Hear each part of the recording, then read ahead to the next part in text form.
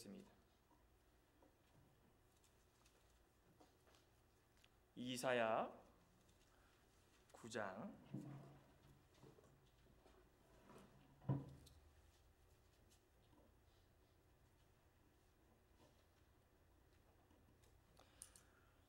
1절부터 한 절씩 교독하겠습니다. 전에 고통받던 자들에게는 흑암이 없으리로다. 옛적에는 여호와께서 스불론 땅과 납달린 땅이 멸시를 당하게 하셨더니 후에는 해변 길과 요단 저쪽 이방의 갈릴리를 영화롭게 하셨느니라.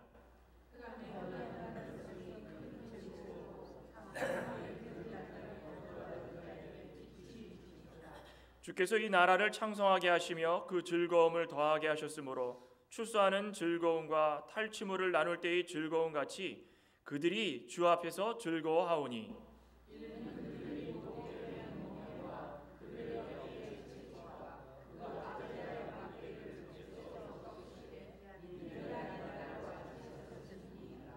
어지러이 싸우는 군인들의 신과 피 묻은 겉옷이 불의 섭같이 살라지리니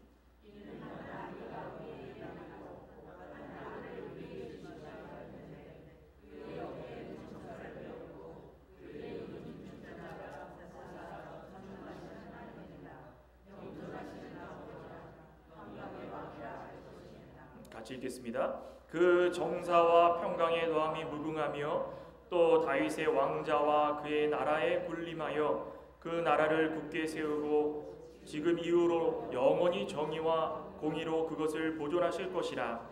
만군의 여호와의 열심히 이를 이루시리라. 아멘. 하나님께서 이사야의 입을 통하여서 전해주신 예언의 말씀입니다. 오늘 평강의 왕이라는 제목으로 함께 말씀을 나누고자 합니다. 같이 한번 따라해 볼까요? 평강의 왕, 평강의 왕. 지난주 말씀의 제목을 혹시 기억하십니까? 무엇이었죠? 아로 시작이 됩니다. 아담과 예수 그리스도. 그렇죠. 이 말씀을 제가 11월 마지막 주에 시작해가지고 성탄절까지 이 메시아, 우리 예수 그리스도께서 이 세상에 오신 이유와 목적을 조금 알아가고자 시작이 됐습니다. 그러니까 처음 시작이 아담과 예수 그리스도입니다. 또 오늘은 평강의 왕인데 지난주에 말씀드렸던 내용들을 곱씹어 보시면서 혹시 나오시지 못하였더라도 오늘 말씀을 들으시면서 우리 예수 그리스도께서 이 세상에 오신 이유와 목적이 무엇인가 다시 한번 기억하시며 또 이 한 달 예수 그리스도의 탄생을 또 축하하는 귀하고 복된 한 달이 되시길 간절히 소망합니다. 우리 성경에 보면은 이 기원전 730년, 이 BC 730년이라고 그러는데 그때에 남유다의 아하스 왕이 있었습니다. 이 아하스 왕이 이 북이스라엘과 아람의 연합군, 이 북이스라엘은 이 곧 있으면은 멸망받기 일보 직전인데 지금 아람과 연합해가지고 한 군대를 이루어서 남유다를 지금 치려고 들어오고 있었다라는 것입니다. 근데 아하스 왕이 맞서 싸워야 되긴 하겠는데 남유다 하면은 우리가 번뜩 생각하기를 하나님께서 그래도 북이스라엘보다 사랑해줬던 나라 아닌가? 그러면 싸움을 하기 위해서는 누구를 의지해야 되겠습니까? 하나님을 의지하는 것이 백부당, 천부당, 만부당 그 당연한 일입니다. 그런데 아수르를 의지해가지고 하나님께 심판을 받게 됩니다. 그러니까 아수르는 적군입니다. 북이스라엘을 파괴하고 멸망했던 하나님의 도구에 불과한데 하나님의 도구를 가지고 자신의 능력을 최대한 도와줄 구원자로 생각하고 아수르를 의지했다라는 것입니다.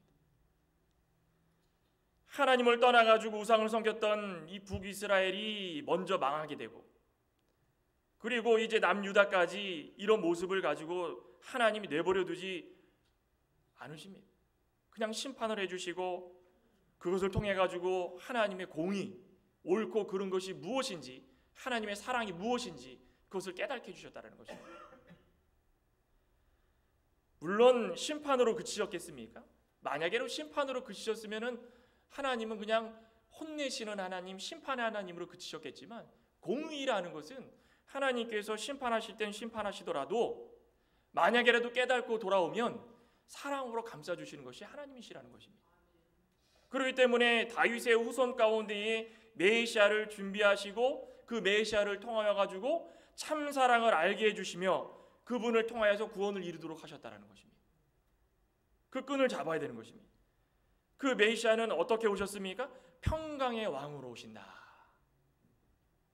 한 사람 아담의 죄로 말미암아서 우리 가운데 사망이 있고 우리는 작은 바이러스가 몸에 들어와도 눈에 보이진 않지만 힘들다가 급기야 죽는 사람도 많습니다.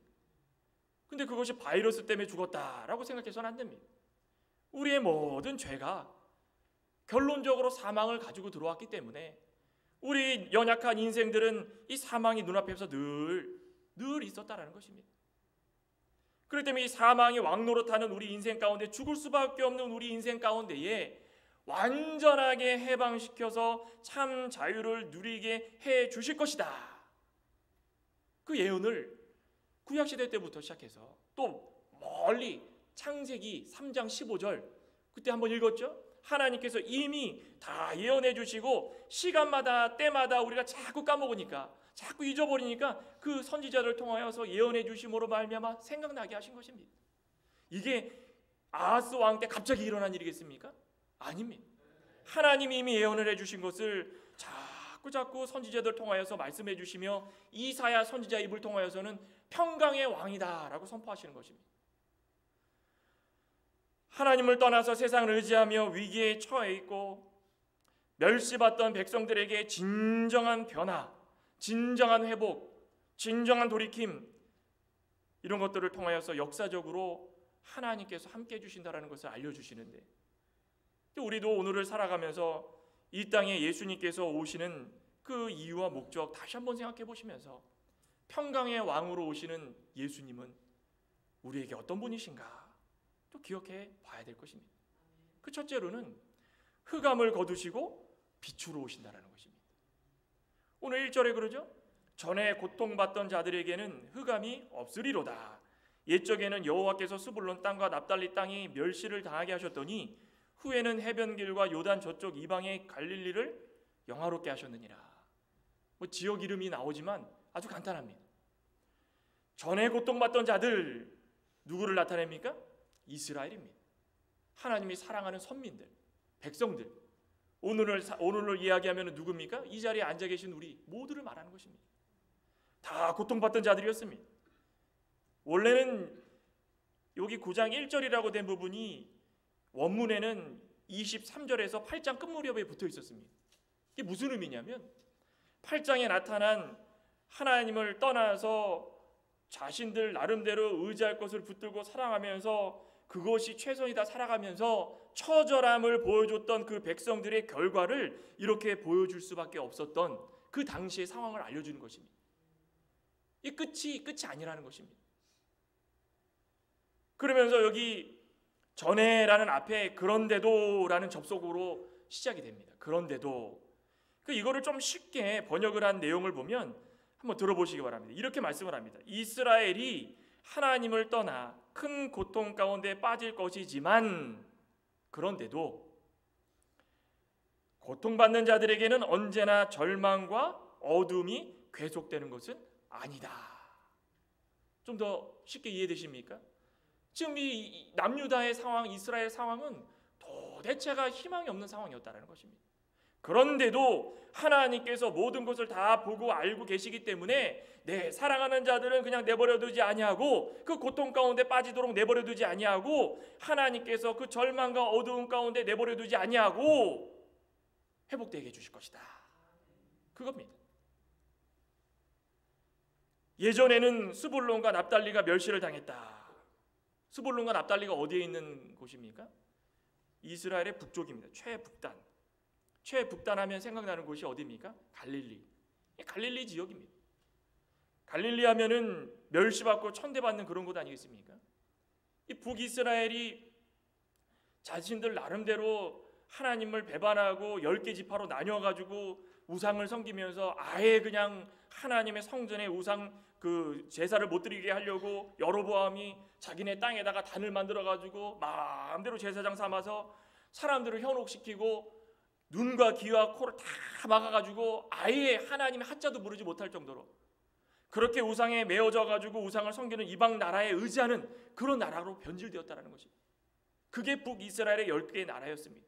그 결과가 아수르라는 나라를 세워서 북이스라엘을 치는, 그래서 패망하게 만드는 그 결과를 낳았다는 것입니다.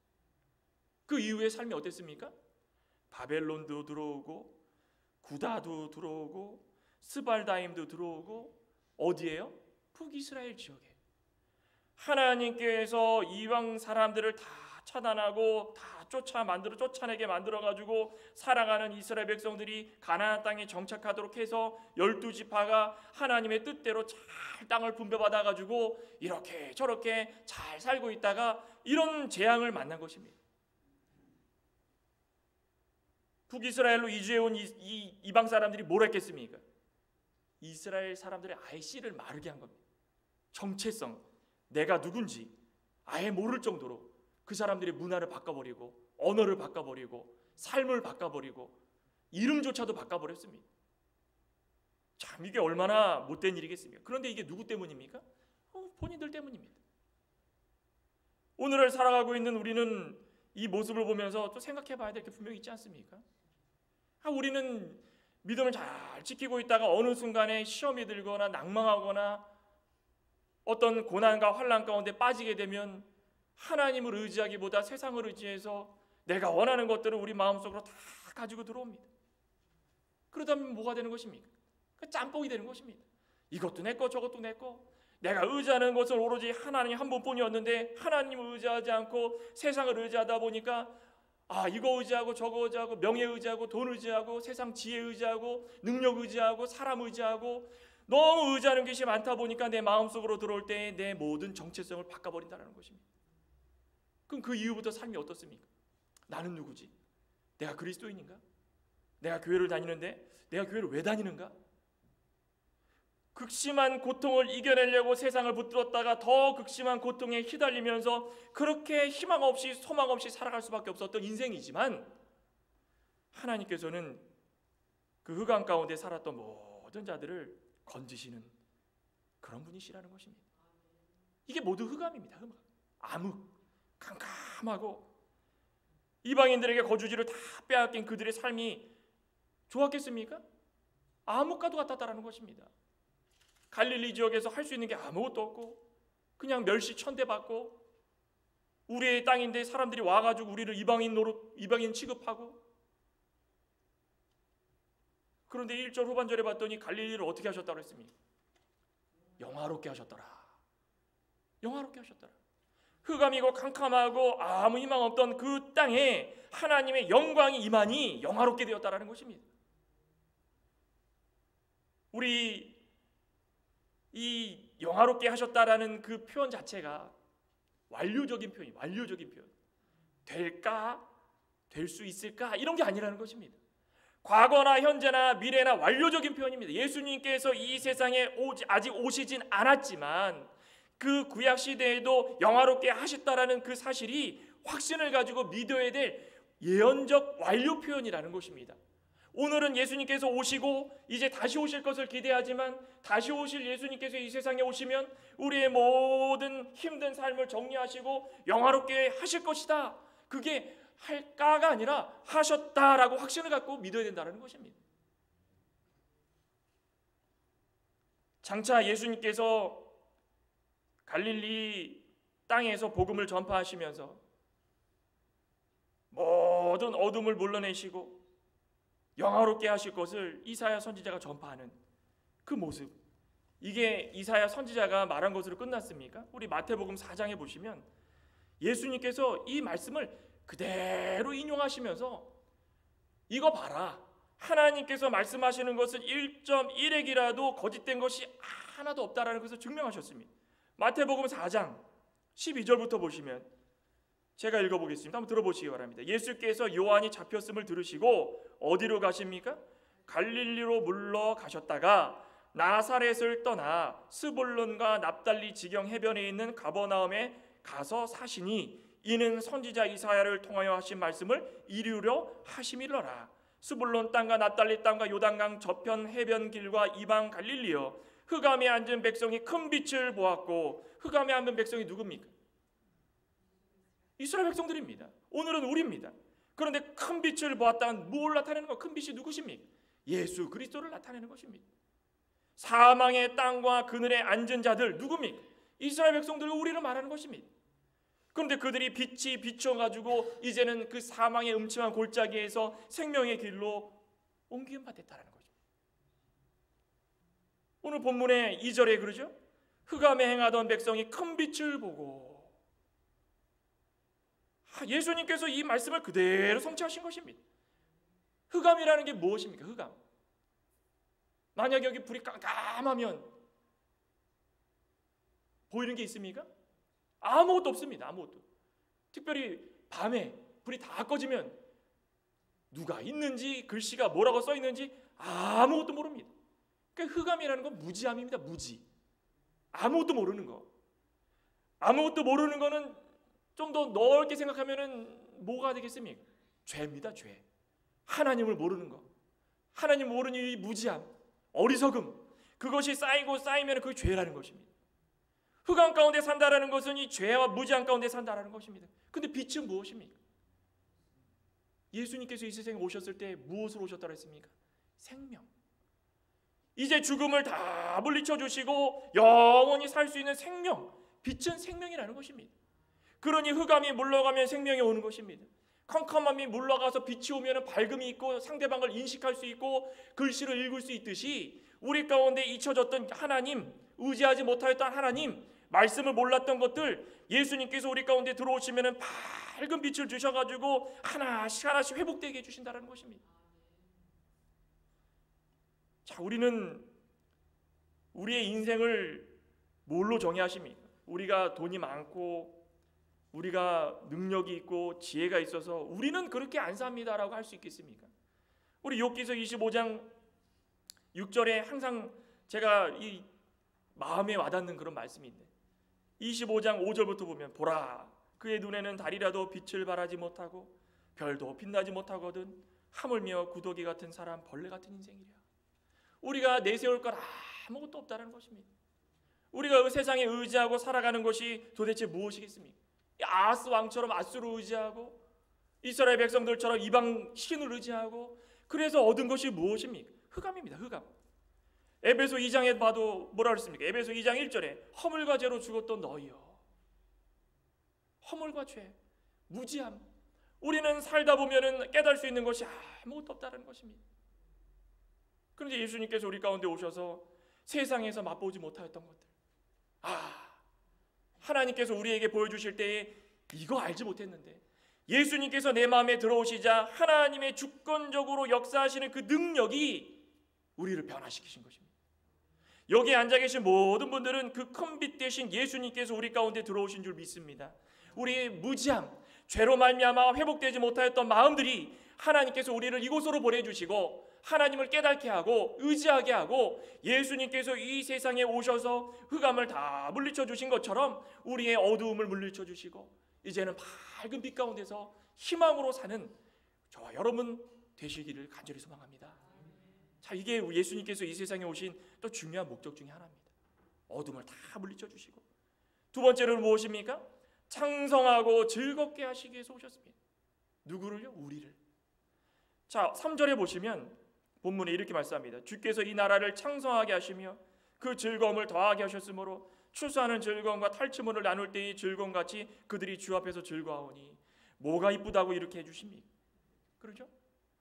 우리에게 회복시켜 주시는데 첫째로 어떻게 해주신다고 했습니까? 나라를 창성케 해줄 것이다. 창성케 해주실 것이다. 창성이라는 것은 과거의 영광들을 되찾을 수 있도록 확장시켜주는 겁니다. 솔로몬의 영광, 통일 왕국처럼 모든 나라를 다스리고 이방의 신들이 왕들이 와가지고 어떻게 이렇게 많은 예물, 재물 또 지혜를 가지고 있는지 와가지고 물어볼 정도로 위엄이 있던 권력이 있던 지혜가 있던 그 나라 그때로 하나님께서 다시금 회복시켜 주신다는 것입니다. 옛 영광. 우리는 예루살렘 에덴 동산에 살 때에 하나님의 형상대로 지어졌던 사람들의 모습을 우리도 좀 한번 회복되면 얼마나 좋겠습니까? 생각할 때마다 하나님 생각나고, 내 옆에 있는 사람 볼 때마다 하나님 모습이 보이고, 내 모든 주변 환경들이 다 말씀 가운데서 순종, 이것도 순종 저것도 순종, 내가 비록 부족하더라도 내 주변 사람들을 보면서 배워나가면서 내가 도전받고, 이 회복되는 모습, 우리가 창성해지는 모습 아니겠습니까? 아이고, 건물이 창성해지고 키가 크고 뭐 물질이 많아지고, 이런 것도 창성이지만 그거는 기본적으로 하나님께서 보태주시는 것이고, 하나님께서 우리를 창성하고 즐겁게 해주시는 것 중에 하나는 우리가 이렇게 삶으로 말미암아 우리의 모습을 보면서 이방 사람들이 변화가 되고, 이런 모습을 통하여서 복음이 전화가 되고, 복음이 전함으로 말미암아 땅끝까지 모든 것들이 전하고 전해져서 하나님의 나라가 창성케 되는 것, 그것을 말하는 것입니다. 이거 외에 다른 것이 무엇이 중요하겠습니까? 또 어떻게 또 해주신다 그랬습니까? 하나님께서는 두 번째로 큰 즐거움을 주겠다. 큰 즐거움. 예수 그리스도의 생명, 하나님의 나라에 참여하는 것이 즐거움입니다. 아멘이십니까? 우리 그거 바라보면서 지금까지 온 거 아니겠습니까? 비난받고 고난받고 교회 간다고 핍박받고, 옛 어른들 그런 분들 많으셨죠. 교회 가면은 안 된다, 한 집안에 두 종교는 안 된다 그래서 성경책 다 찢어버리고 태워버리고 머리 막 밀어버리고, 또 어느 날은 그냥 신발도 다 없애버리고 아무데도 못 나가도록, 이런 핍박과 고난받으면서도 교회를 나오고 예수님을 믿었던 이유 중에 하나는 예수 그리스도가 우리의 생명이시고 하나님 나라에 우리가 참여할 수 있는 즐거움이 있기 때문이라는 것입니다. 추수하는 농부들을 보십시오. 추수 때가 되면은 그 즐거움이 얼마나 대단하겠습니까? 어떤 농사 짓는 분들은 그러더라고. 쌀 한 톨을 봐도 내 자식 같다고. 고구마를 하나 캐도 아이고 내 이쁜 자식 같은 이런 것들이. 그래서 친손주가 와도 뭐 달라 그러면은 그 선뜻 내놓기가 참 힘든 그런 분도 계십니다. 그런 아끼고 사랑하는 것들이 그냥 무럭무럭 자라가지고 추수 때가 돼가지고 그냥 낯을 들었는데, 이야, 들어오면 얼마나 기쁘겠습니까? 그 즐거움, 그 분위기, 그 상황을 대보지 않은 사람들은 그거 잘 모르지 않겠습니까? 하나님께서 늦은 비와 이른 비 다 공급해 주시면서 우리에게 하나씩 모르지만, 우리는 인식하지 못하지만 환경들을 조성해 주셔가지고 마지막에는 그런 즐거움을 주시고, 또 전쟁에서 승리한 사람들 뭘 걷습니까? 탈취물들. 전쟁에서 승리하면 탈취물을 걷어갑니다. 그 기쁨이 얼마나 대단하겠습니까? 이기자, 승리하자 그래가지고 가가지고 전쟁에서 다 이겨가지고 탈취물을 걷어올 때 그 노래하면서 그 즐거움은 말로 다 표현 못한다는 것입니다. 하나님께서 예수 그리스도를 통하여 가지고 우리에게 즐거움을 주시는데 이거보다 더 큰 즐거움을 주신다는 것입니다. 더 큰 즐거움. 또 세 번째로 주시는 것이 무엇입니까? 참자유입니다. 참자유. 이 구원의 최종적인 단계가 이 자유 아니겠습니까? 4절에 뭐라고 했습니까? 이는 그들이 무겁게 맨 멍에와 그들의 어깨의 채찍과 그 압제자의 막대기를 주께서 꺾으시되 미디안의 날과 같이 하셨음이니라. 자유를 주신다. 이 말씀 속에서는 뭘 나타낼까요? 과거에 이스라엘 백성들이 애굽에 종살이할 때 기억나십니까? 애굽 왕 바로가 그냥 압제하고 고통을 주는데 국고성을 지으라고 그러고, 그냥 먹는 것도 시원찮게 주면서 또 재료도 안 주고 직접 만들어서 하라고 그러고 막 고강도의 그냥 노동을 시키면서 고통을 줬습니다. 그런데 하나님께서 그 고통을 어떻게 하셨습니까? 보시고 들으시고 아셨더라. 다 보고 계셨다라는 것입니다. 그러니까 내버려두지 않으셨다라는 것입니다. 그러면서 그들에게 자유를 주시려고 애굽에서 다 나오게 해가지고 가나안 땅으로 가게 만드신 것입니다. 그것뿐이었습니까? 오늘 미디안의 날과 같지 않게 하라는 날 했죠. 여기 보면은 4절 끝무렵에 미디안의 날과 같이 하셨습니다. 미디안의 날이라는 것은 뭘 나타낼까요? 우리 사사기 보면은 기드온과 300명의 용사들 나옵니다. 그때 당시에 미디안 군사들이 와가지고 엄청 괴롭혔죠.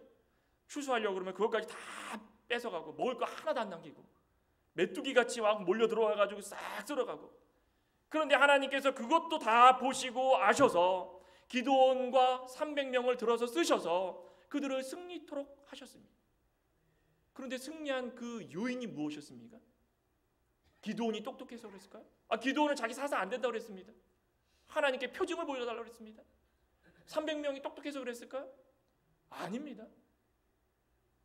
아니 적군에서 꿈을 꾸는데 적진에서 보리떡 한 덩이가 굴러 들어오는데 그게 스스로 이거는 기드온이다. 우리가 이제 죽을 것이다. 이스라엘 백성들이 우리를 죽일 것이다. 자기네도 스스로 이야기했다라는 것입니다. 하나님께서 하라고 한 건 무엇입니까? 여호와를 위하여 하라 소리 지르면서 그 안에 들어있던 이 빛 호리병을 깨면서 그 빛이 나오게 해가지고 그냥 소리를 내면서 여호와를 위하여 하라. 그랬더니 막상 열어보니까 미디안 백성들이 놀래가지고 자기네들끼리 막 자기네들끼리 그래가지고 승리를 이루어가지고 자유를 얻었지 않았습니까? 누구의 뜻입니까? 누구의 뜻입니까? 하나님의 뜻이라는 것입니다. 하나님의 뜻. 하나님께서 즐거움을 주시는데 완전하게 이방 나라들을 넘어뜨려가지고 참 자유를 주신다는 것입니다. 이런 자유는 지금껏 누려보지 못한 그런 자유입니다. 5절에 어지러이 싸우는 군인들의 신과 피 묻은 겉옷이 불에 섭같이 살라지리라. 다 없어지는 것입니다. 다 없어져. 지금까지 우리가 부러워하면서 아이고 안 된다 저 사람들은 우리를 다 무찔러서 넘어뜨릴 것이다. 저들을 의지하자 그랬지만 하나님의 뜻을 끝까지 굽히지 않고 뜻에 따라가지고 예수 그리스도의 오실 것을 바라본 자들은 다 이와 같이 승리의 날, 기쁨의 날 그들이 군화와 피 묻은 군복이 다 불에 소각될 만큼 우리의 모습들 이제는 전쟁을 할 준비 필요 없습니다. 싸우고 가지고 피 흘릴 필요 없습니다. 이제는 그런 거 다 없어지는 것입니다. 이제는 무엇만 있는 것입니까? 즐거움과 자유만 있는 것입니다. 우리 가운데 그런 즐거움과 자유가 있으십니까? 아멘 하시는 분들은 정말 즐거움과 자유가 있으신 줄 믿습니다. 예수님을 믿어가지고 아직까지도 즐거움과 자유가 없다.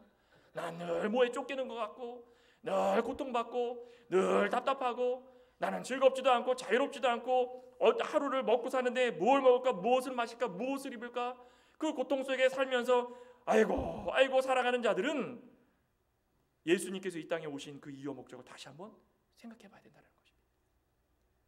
그래서 시편 46편에 뭐라고 했습니까? 9절에 그가 땅끝까지 전쟁을 쉬게 하시며 활을 꺾고 창을 끊으며 수레를 불사르시는도다. 이르시기를 너희는 가만히 있으라. 내가 하나님 됨을 알지어다. 우리가 발 동동 구르면서 할 게 아무것도 없다라는 것입니다. 즐겁지 못하고 자유가 없으니까 늘 뭐에 매여가지고 발만 동동동동 구르는 것입니다. 하나님이 있고 예수님이 있는데 우리는 어떻게 할까? 아이고 오늘 하루가 어떻게 지나갈까? 예수님께서 오셔가지고 몸소 고통당하시고 십자가상에 달려 죽으셨는데 그로 말미암아 우리가 죄로 구속받았던 모든 것들이 해방되었는데 그거는 그거대로 하시고 저의 삶은 저대로 힘듭니다. 왜 저를 강요하십니까? 예수님께서 오셔서 죽으신 것은 그것 다 치더라도 제가 살아가고 있는데 도움이 되는 것이 무엇입니까? 이런 생각을 가지고 있는 건 다 무엇입니까? 다 옛사람이고 육신의 것이고 세상의 것이고 아직까지도 죄에 매여가지고 해방되지 못하고 즐거움을 갖지 못하는 그런 모습이라는 것입니다. 저희들의 모습은 좀 하루하루가 즐겁기를 소망합니다. 이 자유를 좀 느껴보시기 바랍니다. 예수님께서 이 세상에 오신 이 자유, 이제는 다른 것이 없다. 예수님께서 이 세상에 오셨으니까 이제는 우리는 그 참 자유와 즐거움을 바라보면서 이제는 기다리면 된다. 이 우리 그리스도인들의 모습 아니겠습니까? 그리고 어떤 분들은 이 길거리를 다니다 보면은 표정부터 다르다. 그 전도할 때 참 이거 죄송한 말씀이지만 전도지를 들고 이렇게 다니더라도 전도지를 들고 다니면 인상이 굉장히 안 좋으신 분들이 계십니다. 근데 전도지를 나눠주면서도 무슨 즐거움이 없고 자유가 없어가지고 이렇게 인상을 찌그리고 있을까?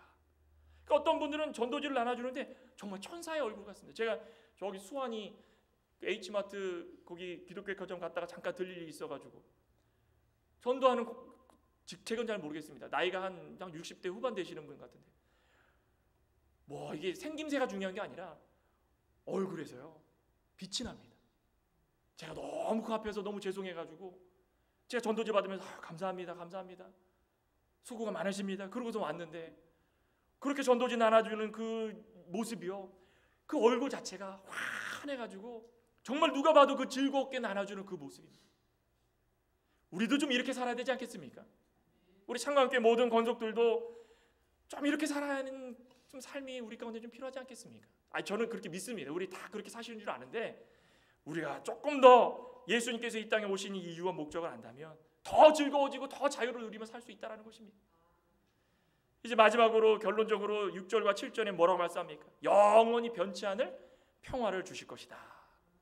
6절에 보시면 이는 한 아기가 우리에게 낳고 한 아들을 우리에게 주신 바 되었는데 그의 어깨에는 정사를 메었고 그의 이름은 기묘자라 모사라 전능하신 하나님이라 영존하시는 아버지라 평강의 왕이라. 자, 이제 평강의 왕, 그분이 한 아기로 이 세상에 오셔서 또 하나님의 참 아들이지만 참 사람으로 오신다라는 것입니다. 그분은 우리에게 영원히 변치 않는 평화를 주십니다. 하나님께서 완전히 우리를 사랑하시되 버리지 아니하시고 예수님께서 우리의 모든 것을 아시고 온전히 순종하셔서, 그 중요하지 않습니까? 완전히 버리지 아니하시고 희망을 남겨두신 다음에 온전히 예수님께서 순종하셔서 사람의 몸을 입고 이 세상에 오셨다. 그 어깨에는 정사를 매셨다. 무엇입니까? 왕적인 권위입니다. 왕으로 오셨다는 것입니다. 정사를 메었다. 세상의 왕들과 달리 모든 짐을 지시고 무한하신 능력과 함께 우리를 통치하실 분으로 오셨다는 것입니다. 세상의 왕은 왕관을 쓰고 귀한 의복을 입고 떵떵거리면서 호를 잡고 여봐라 여봐라 하지만 예수님께서 오실 때, 다음 시간에 이 말씀을 같이 나누고자 합니다만, 예수님께서 오실 때는 정사를 메어서 세상 짐을 다 둘러매시고 무한하신 능력과 함께 우리를 통치하시러 오셨다는 것입니다. 우리가 믿고 의지할 분은 바로 그분 예수 그리스도 한 분뿐이라는 것입니다. 그 통치자의 이름이 여럿 나오죠. 기묘자다, 모사다, 전능하신 하나님이다, 영존하시는 아버지다, 평강의 왕이다. 우리 영어 성경을 보시는 분들은 더 쉽게 이해를 할 수 있습니다. 기묘자라는 건 원더풀입니다. 그 누구도 이 놀랍고 뛰어남에 할 말을 잃는 겁니다. 우리 모두가 죄의 모든 권세를 물리치실 분이신데 이토록 아름답고 멋지신 분이 계신가? 그 기묘자입니다. 또 모사가 뭡니까? 모사꾼이다. 카운슬러죠. 모든 말만 하면은 우리의 모든 것을 들어주셔가지고 해결해 주실 분, 예수님께서 모사로 오신 것입니다. 또 완전하신 지혜, 그것을 통하여서 우리의 계획한 바, 사람의 계획은 짧을지라도 하나님께서 인도하실 때마다 하나님 어떻게 해서 우리를 이렇게 인도하실까요? 다 누구 때문입니까? 예수 그리스도 때문입니다. 또 전능하신 하나님, 하나님을 표현할 때 이 말 많이 쓰죠. Almighty God. 하나님은 못하실 것이 아무것도 없다는 것입니다. 전지전능하다, 알고 하시는 행함이 우리가 사람의 지혜로 이해하지 못할 것들이 너무 많다는 것입니다. 아무것도 못하실 일이 없는 그 하나님, 영존하신 하나님, Everlasting Father. 무엇입니까? 끝이 없고 여기서 끝나는 것이 아니라 우리가 믿고 있는 하나님은 앞으로도 영원토록 우리와 함께 계실 분이라는 것을 말씀하고 있는 것이 바로 예수 그리스도의 또 다른 이름이라는 것입니다. 요한복음 14장 그러죠? 요한복음 14장 9절에 예수께서 이르시되 빌립아 내가 이렇게 오래 너희와 함께 있으되 내가 나를 알지 못하느냐? 나를 본 자는 아버지를 보았거늘 어찌하여 아버지를 보이라 하느냐? 무엇입니까? 사람들은 예수님을 통하여서 하나님을 봐야 되는데 하나님은 어제나 오늘이나 내일이나 영원토록 그 자리에 계시고 함께 계시는 분인데 다 따로따로 생각한다는 것입니다. 아닙니다. 우리를 인도하시는데 끝까지 함께 인도해 주실 분입니다. 마지막으로는 무엇입니까? 평강의 왕이다. 왕자라는 것입니다. 평강의 Prince of Peace입니다. 평화의 왕이다. 우리는 이분 한 분만으로 우리가 못할 일이 아무것도 없다. 우리의 왕이시다. 그리스도는 우리의 화목을, 우리의 평화를, 참 자유를, 화평을 주실 왕이십니다. 환난 당하는 자에게 평강을 주시고 병든 자에게 고침을 주시고 고난 당하는 자에게 해결함을 주시고 모든 것이 화평 아니겠습니까? 지금도 우리 가운데 힘듦이 있으시고 해결하지 못할 일이 있으시고 어떤 것에 의해서 아직까지도 결정을 내리지 못하는 일이 있으십니까? 예수 그리스도를 의지하시기 바랍니다. 평강의 왕이시고 영원한 하나님이시고 전능한 하나님이시고 또 기묘자고 모사이신 그 하나님이시자 완전하신 사람이셨던 예수 그리스도께서 우리 모든 것을 평강으로 회복으로 변화시켜 주실 것입니다. 그러면서 7절에 우리 같이 한번 읽고 마치겠습니다. 7절입니다. 그 정사와 평강의 더함이 무궁하며 또 다윗의 왕자와 그의 나라에 군림하여 그 나라를 굳게 세우고 지금 이후로 영원히 정의와 공의로 그것을 보존하실 것이라. 만군의 여호와의 열심히 이를 이루시리라. 아멘. 나라는 절대 공평합니다. 불공평이 없습니다. 죄가 없고 깨끗하고 의만이 있고 불의가 없고 털끝만도 우리는 모든 것들을 찾을 수 없는, 그 불의를 찾을 수 없는 그런 곳이 하나님이 우리에게 허락하신 나라입니다. 오늘 살고 있는 우리에게도 하나님의 나라가 우리 가운데 임했습니까? 옥신각신하면서 태격하면서 너 거니 내 거니 하면서 참 자유와 즐거움을 깨트리는 일이 없기를 소망합니다. 이 평화와 화평이 우리 가운데 만족을 주면 정말 예수님께서 이 세상에 오신 그 날을 기념할 때마다 찬양이 절로 나오고 더욱더 하나님께 영광 돌리며 우리의 기쁨을 하나님께 표현하게 될 줄 믿습니다. 기도하시겠습니다. 하나님 감사합니다.